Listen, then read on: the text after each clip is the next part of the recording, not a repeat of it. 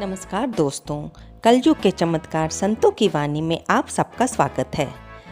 दोस्तों, आज का हमारा विषय है कि पक्षियों को दाना पानी, गायों को चारा, मछलियों को आटे की गोलियां क्यों डालनी चाहिए। क्या कारण है कि इतने छोटे छोटे से उपायों से हमें जीवन जीना सरल हो जाता है। हम संसारी लोग किसी न किसी बाधा से उलझते रहते हैं और जब हम उस समस्या का निदान करने के लिए किसी ज्योतिष आचार्य या पंडित के पास जाते हैं तो वे हमें ये छोटे छोटे उपाय करने को बोलते हैं, जिसमें पक्षियों को दाना खिलाना, गौओं को चारा या हरे पट्टे डालना या मछली को आटे की गोलियां डालना, ये सम्मिलित होते हैं। क्या इन छोटे छोटे उपाय करने से हमारा जीवन सरल हो जाता है, हमारी ज़िंदगी आसान हो जाती है? आज हम इसी विषय के बारे में जानेंगे। ग्रहों की शांति के लिए पक्षियों को दाना डालने से उत्तम फल की प्राप्ति होती है। कई बार तो लोग इसे पुण्य कमाने के चक्कर में ही, लालच में ही ऐसे काम करते हैं, लेकिन सच बात तो ये है कि ग्रहों की शांति एक तरफ, लेकिन ऐसे छोटे छोटे काम करने से हमारे मन को शांति मिलती है और हमारा शरीर भी स्वस्थ रहता है।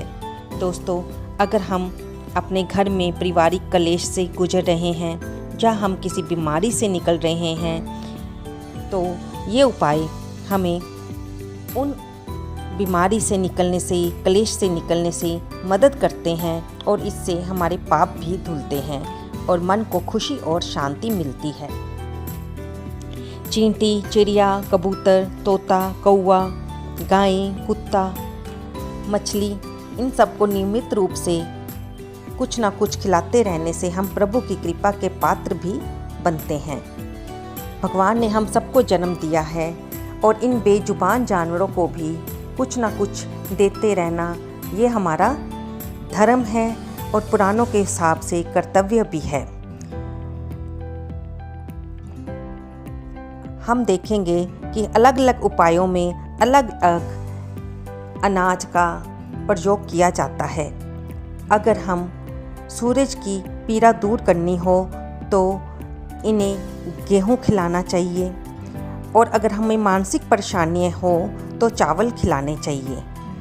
मूंग की हरी दाल बुध ग्रह से उत्पन्न परेशानियों को दूर करने के लिए डाली जाती है और चने की दाल हमारे गुरु को मजबूत करती है। शुक्र ग्रह की पीड़ा दूर करने के लिए ज्वार खिलाना चाहिए और अगर आप पर राहु केतु की महादशा चल रही हो तो पक्षियों को बाजरा खिलाना चाहिए।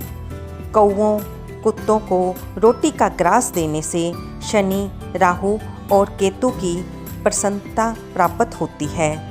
गिलहरियों को बाजरा, बिस्किट, रोटी खिलाने से बीमारियों से छुटकारा मिलता है और मन को खुशी प्राप्त होती है। काली चींटी, जिन्हें कि भगवान विष्णु का प्रतीक माना जाता है, उनको आटा और शक्कर मिलाकर खिलाने से हमारा स्वास्थ्य ठीक रहता है।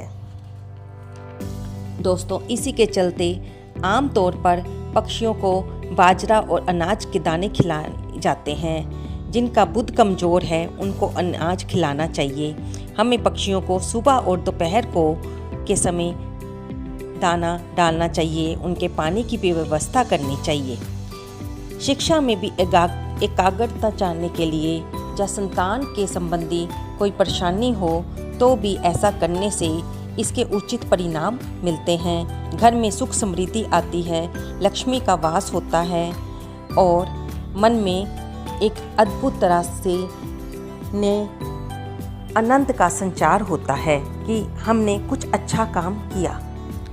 मछलियों को भी जब हम आटे की गोलियां डालते हैं तो कहा जाता है कि जैसे भगवान ने मत्स्य अवतार लिया था तो मछलियों को भी आटे की गोलियां खिलाना बहुत शुभ माना जाता है।